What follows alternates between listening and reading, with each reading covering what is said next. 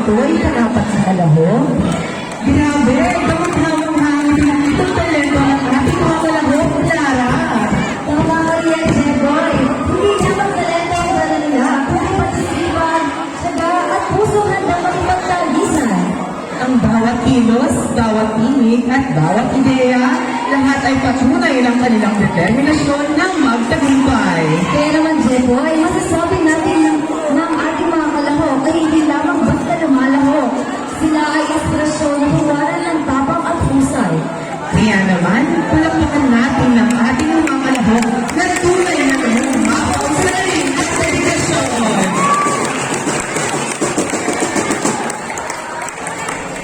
Sa taong ito, ating gagawa ng sertipiko ang ating mga hurado.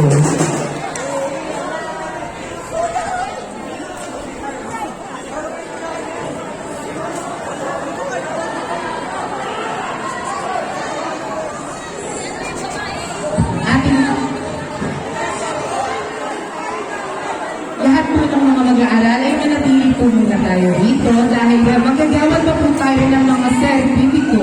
Maraming salamat po.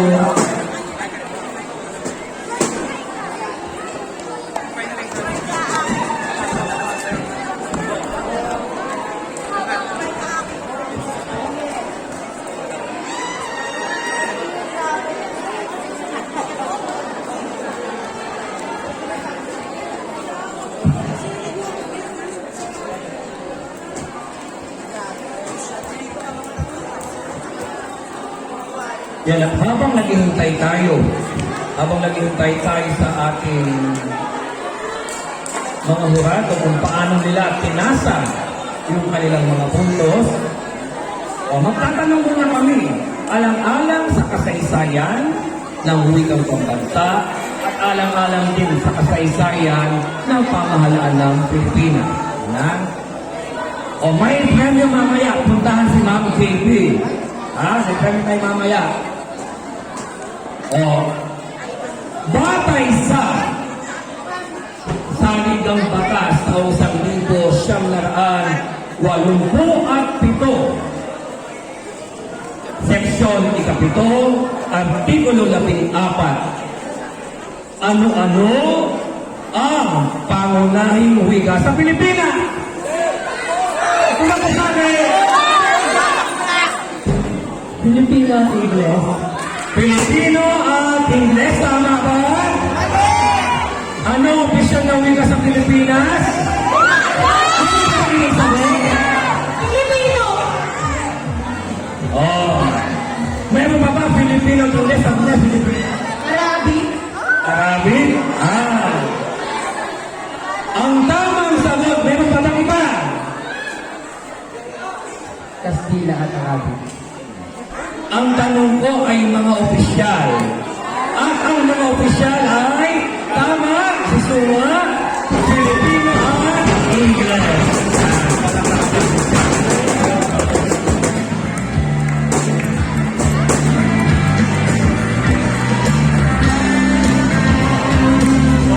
Batay naman sa kasaysayan. Batay sa kasaysayan. Sino ang kinikilalang ama ng hirap sikat?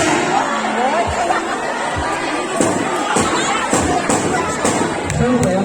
Andres Bonifacio. Ikaw, Andres Bonifacio. Sa panitikan. Sa ibong Adarna.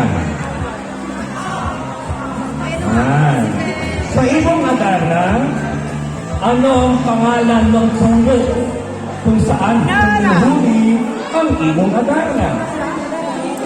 Dalawang pangalan nun, Pipi. Pipi.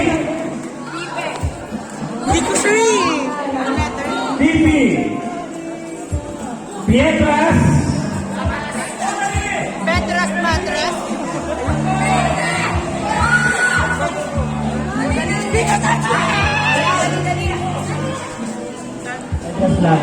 Pietras Plata. Sa Nori Metangere. Nori Metangere. Sinong tauhan ang dating ang hanap buhay ay patotot. Kapag sinabing patotot, palapating mababa ang lipad. Sino? Oh, patotot. Doña Victoria. Doña Victorina. May